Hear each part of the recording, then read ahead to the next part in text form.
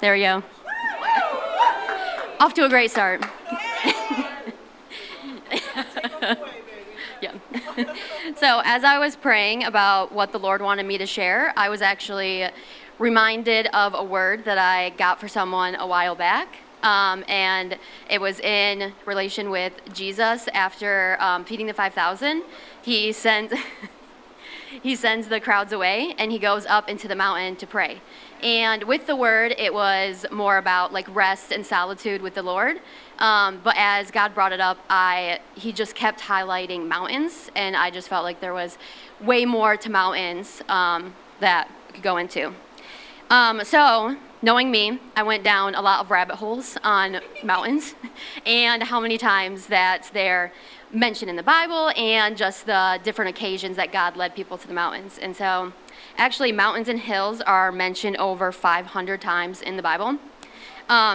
Because Matt took a little bit of my time away, I'm only going to mention 490 of those times. But I'm just kidding. So I'm just going to run through a few times in the Old Testament and a few times in the New Testament. And just to note, I really love facts and historical background. So I tried to keep it brief, but it was a little hard. So right off the bat in Genesis 22, God tells Abraham to go to the land of Moriah and to bring Isaac, his only son, and to sacrifice him as a burnt offering. So this is the same Abraham and Sarah who God promised them a child, and it took 25 years for that promise to be fulfilled. So Abraham, Isaac, and Abraham had two of his young men, probably servants, go with, and they started their trek in the morning. And God led them to Mount Moriah, and it was a 3-day journey from where they lived to the mountain. So in those 3 days, you have Abraham, who probably, we don't know because it doesn't say in the Bible, but he probably was thinking about the whole time what the Lord was asking him to do. He was 3 days of probably thinking, I have to tell Sarah this when I get back. And then 3 days of carrying this weight while he watched his son take this trek with him. And then also answering Isaac when he asked, where's the burnt offering? And probably giving a side eye like, it's you.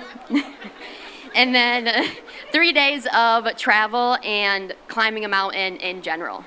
But then you also see 3 days of Abraham being obedient, 3 days of him trusting the Lord, and in his mind trusting that God would resurrect Isaac, because he thought that's what God was going to do.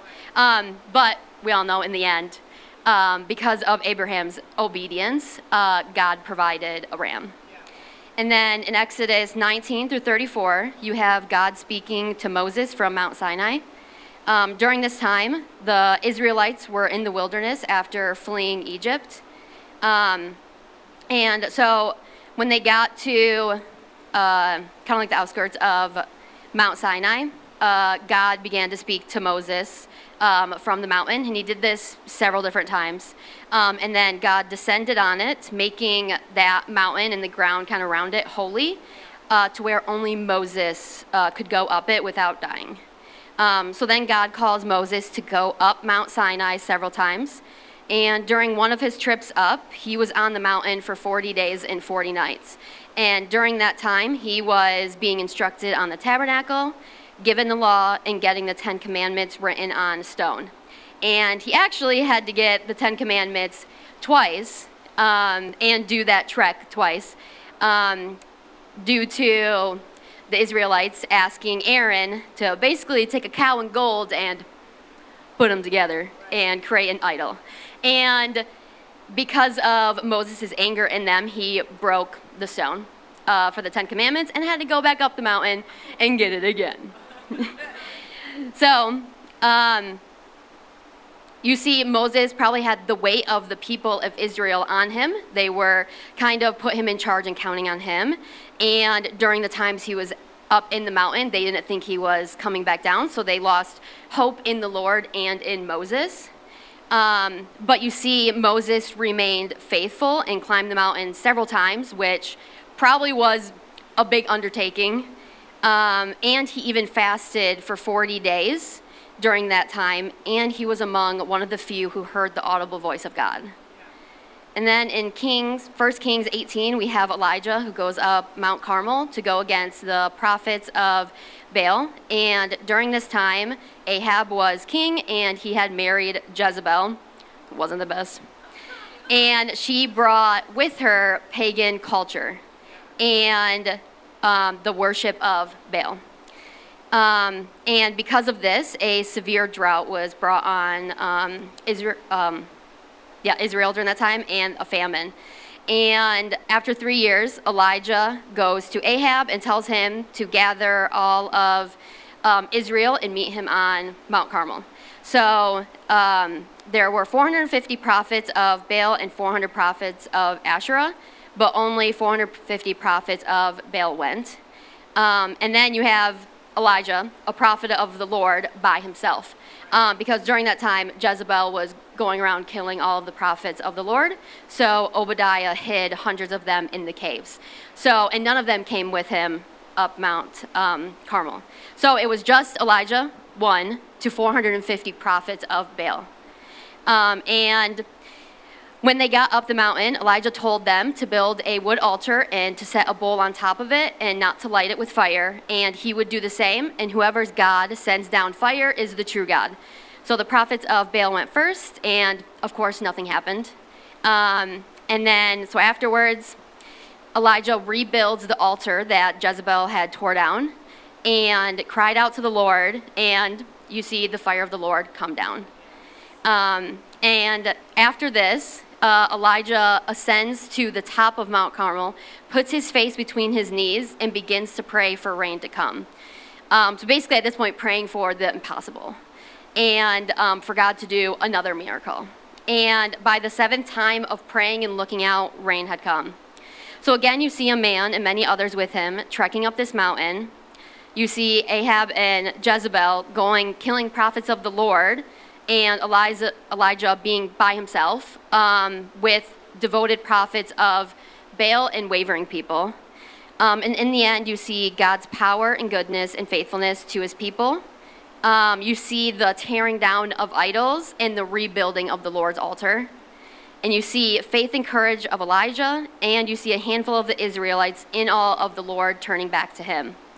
And after this, and up until now, Mount Carmel continues to be described as a very beautiful, lush forest. And Isaiah actually refers to it as God's glorious restoration of redeemed humanity. And now we get to the New Testament, and we see Jesus go up the mountains many times. In Matthew and Mark, you see after feeding the 5,000, Jesus sends the crowds away, and he sends his disciples to go to the Sea of Galilee, and he then goes up the mountain to pray. And then in Luke, you see Jesus went up the mountain to pray, and he prayed all night up until morning, and then he came down and appointed his 12 disciples. And then you have Jesus, Peter, James, and John go up the mountain, and this is where the transfiguration of Jesus happens. And it's then Jesus talking with Moses and Elijah, and probably for Peter, James, and John, one of the biggest mountaintop moments. And then we also see Jesus start and end his ministry on the mountain. He's on the mountain when Satan tries to tempt him, and then in the end, Jesus in Gethsemane leaves his disciples to go pray alone. So in the Old Testament, you see people who are willing to do anything to be in the Lord's presence. You see obedience and faith like no other to the Lord, sacrifice, pain, and a sense of desperation. You see people who are probably tired as they climbed a mountain and that didn't have a nice path, and they wore sandals. And I bet they contemplated turning around, probably had moments where they needed to take a minute to breathe, in all the real trials of climbing a mountain and being human in general. And now for us, we have the luxury of wearing heavy-duty shoes. We have fancy water bottles. We have sunscreen. It's for you, Matt.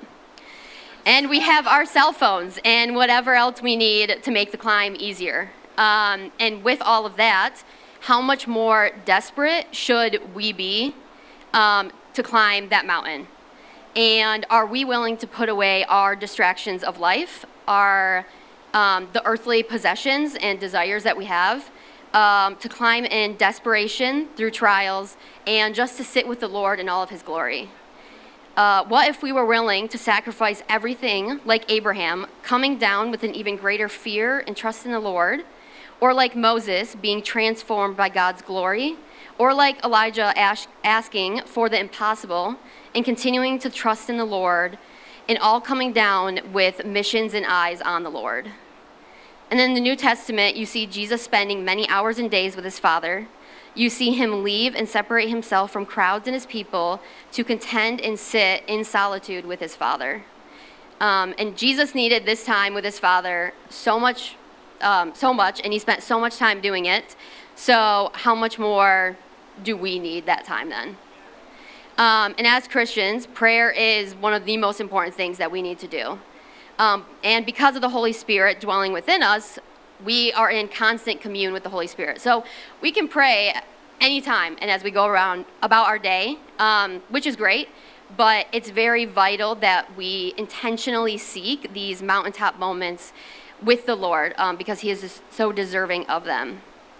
And personally, this is something that I am trying to work towards. I've kind of hit a little bit of a rough patch and haven't been the best with my praying time and the intentionality of seeking the Lord. And so when God gave the word of the mountains, and as I've been searching and kind of going through this preparation, I felt like the Lord actually kept reminding me that this is first for me and then for the rest. So it has not been easy, but of course it wouldn't be easy. And God has been so gracious, though, to continue to bring me back to him and just reminding me how to have these deep moments in prayers with him that I kind of forgot how to do. And even in these times of desperation, he is giving me these moments of rest that I honestly didn't know that I needed as much as I did. And I think the Lord can speak so much to us even in a time of rest versus like that desperation and crying out. I think all of it encompassing is very good. And when I say rest too, there's a difference between resting with like worship music on and intentionally resting in the Lord. The one probably brings, some good rest, but it's also kind of like a nap. And the other one brings peace and a renewing of the mind and bears fruit. And then, so looking at Moses, he was on the mountain several times, and I'm sure some of those times included rest. Because you think he was there 40 days, 40 nights of fasting, and he did that twice. And then I'm sure Jesus also needed times of rest in the Father. And actually, the first time a mountain is mentioned in the Bible is in Genesis 8:4. And it says, "And in the 7th month, on the 7th day of the month, the ark came to rest on the mountains of Ararat." So we see God provided the ultimate rest for Noah and his family, and it was against a 17,000-foot mountain. And just like that, resting equipped all of them to make their way down these mountaintop moments. Whether in resting or crying out to the Lord, I think it can also equip us, all of us as well, to come back down and do what the Lord has called you to do with more faith, obedience, transformation, fear, and love for the Lord in general. So, that's it.